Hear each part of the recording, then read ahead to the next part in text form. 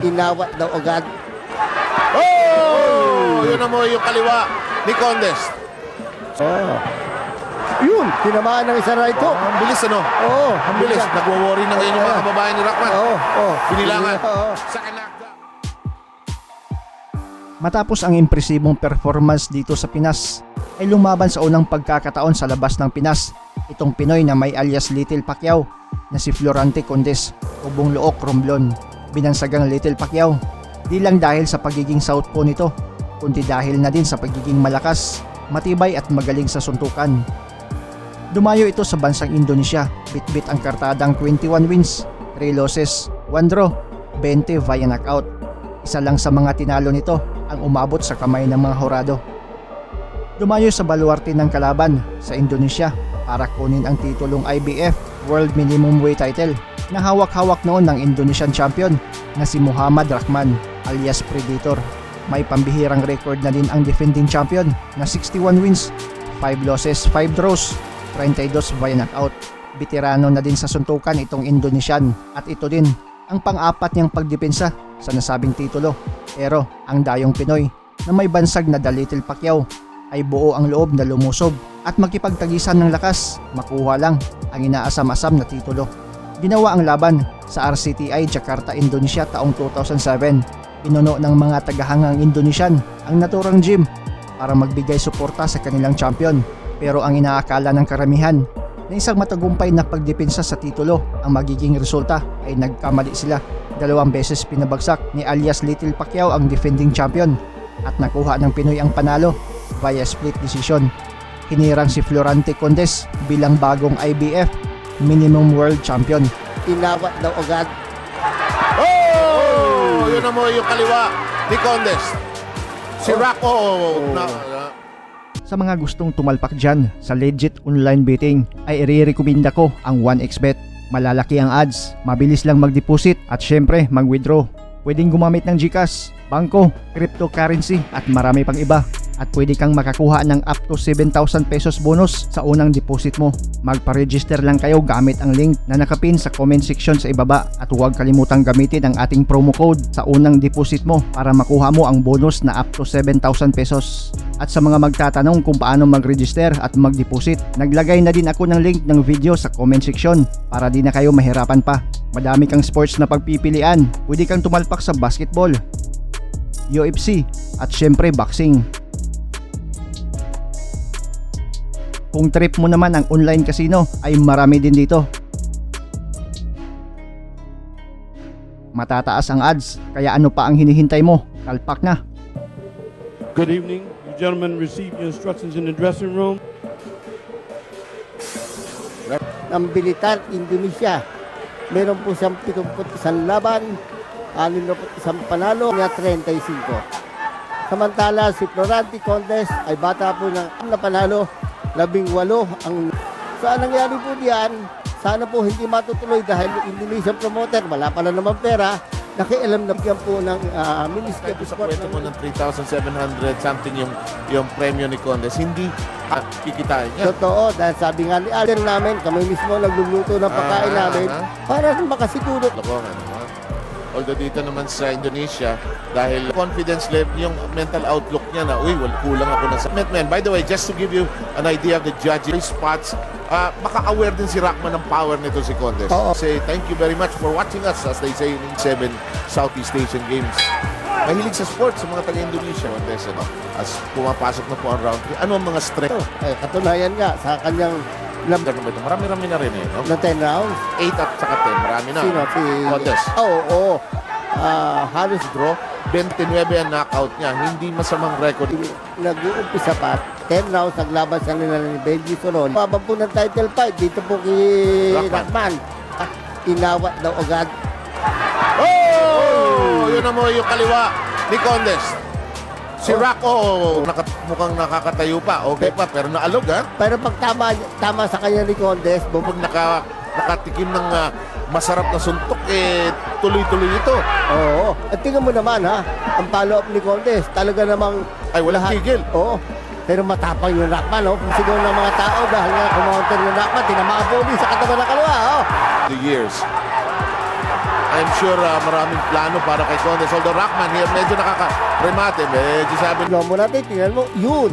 Isang kaliwang upper ang tumama po kay stations for that matter. Thailand, Indonesia, Philippines.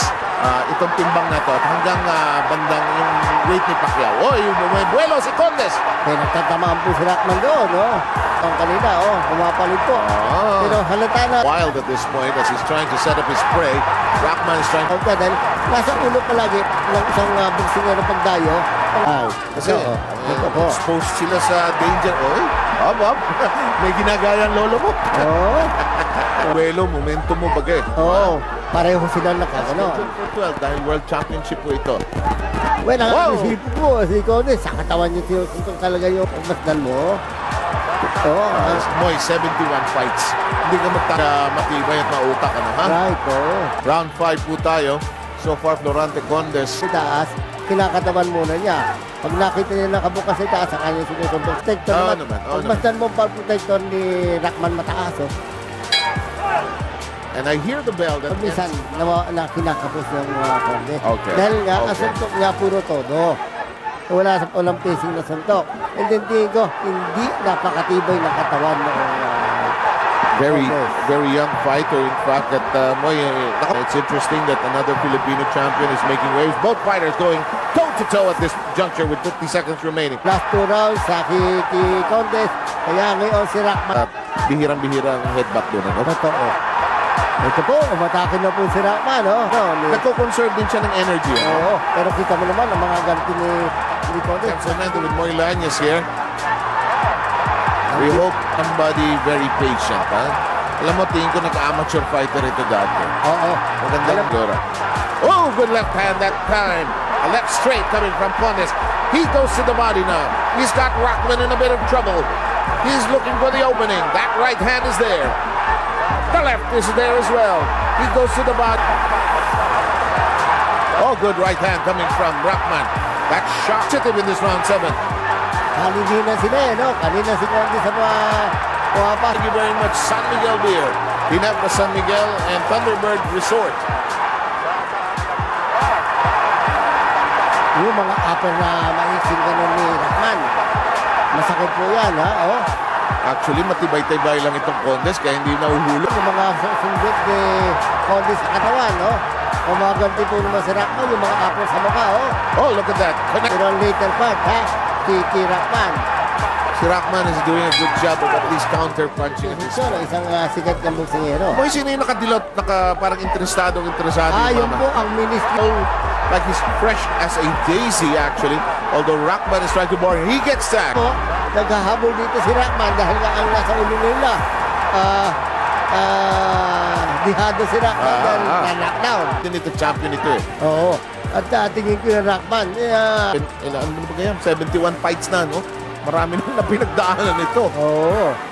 Saka usually, mama, ano ba? Yung Ministry of Sport, nakatayo na po. Oh, Yan. at saka may sinasabi, no? Oo. May sinasabi. Against the defending champion, Mohamed Rockman of Martinez Dos Santos Stable, Bilitar, Indonesia. Well, si Condes po, dahil nga po, pinatatamaan din naman sa katawan, no? Kontik na, medyo malambot ang kanilang tali, eh. Kaya, Crowd responding to the action. They want their champion to look for the opening. Slugger ka, nakakaubos ng hangin yan, ha? oo. Yung mga suntok na hindi ko matama, Seb. Yes. Ako, ano yan, ha? Yun. Well, si Condes, ang dinadain niya, tapos nalaban yung kanyang mga knuckle. Dahil nga doon pa sa nangyari. This with us, San Miguel Beer and Thunderbird Resort, making this presentation very possible. Alam niyo kung wala kayo, wala ho tayo napapanood ng mga malalaking boxing events. Totoo po. Maraming po salamat sa dalawa nating magigiting na. Nag-worry lang si referee Hedgepet. Yun. Baka naman kasi magkauluhan. Sayang naman, ang layo na ng binyahe ng laban na to. Well, Special na pagtatanghal na ito ng Indies Corner. Ano? Medyo ang ating network, MBN, maluwag na tinanggap na pwede natin i-air ito sa gabing ito. salamat po, Mr. Joey Isabelo.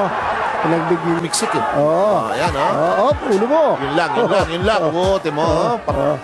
Papitik-pitik ng jab, na right cross, tumatarget naman. Oo.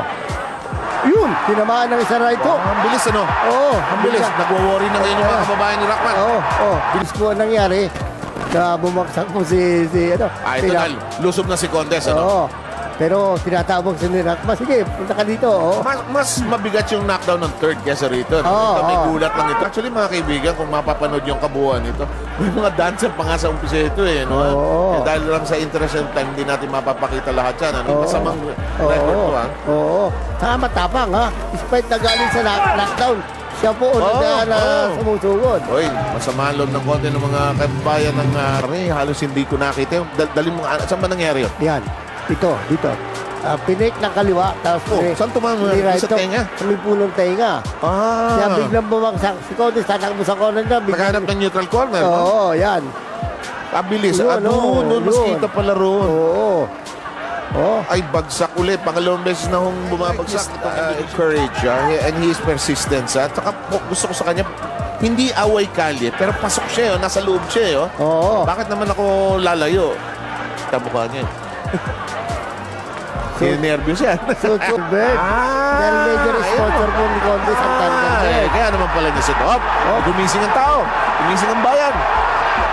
Tinamaan po doon si Rockman, pero Oo. Yung headhunter ka eh. Oo.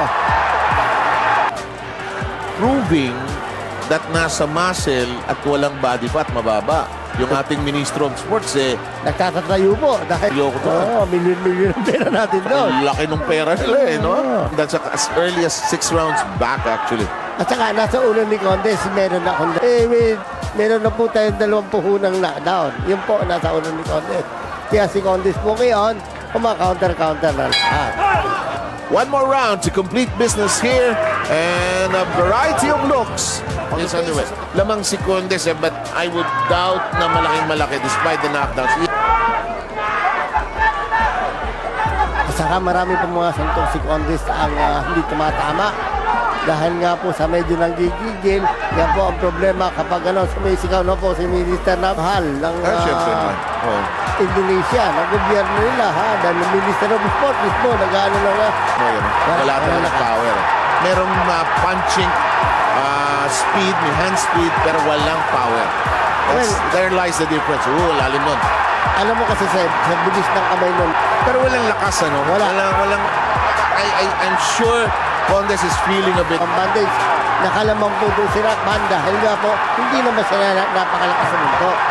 Sigaw po si Aldo Haro doon sa corner. Either to just coast along, freeze the ball, as they say. At tingin ko itong last round na ito, nakuha po ng Indonesia. Ni Rockman, Kung fair ang mga judges. And if you do that in Las Vegas, Vegas judges don't like that. Yes. Ayaw nila yun. Yes. Gusto nila to the finish Talaga. So ito po si Condes, malamang mapanood natin nga sa undercard ni Pacquiao. Okay. So that'll do it for this fight. And in a very sporting gesture, both fighters embrace at the center of the ring. 117 to 113 for Rahman. 112 to 114 for Condes, the Philippines. 112 to 114 for Condes, the new champion. Ayun na. The IBM Middle Flyweight Champion of the world. Yung bagal nung basa nung... Oo. Nanganasa kaya po. Ang suspect yan po. Nagdidiwang na po. Sina Aldo Haro, si Frankie Haro, si Atty. Mendoza. Hi guys, this is Mark Magnifico Magsayo. You are watching Channel Manoy.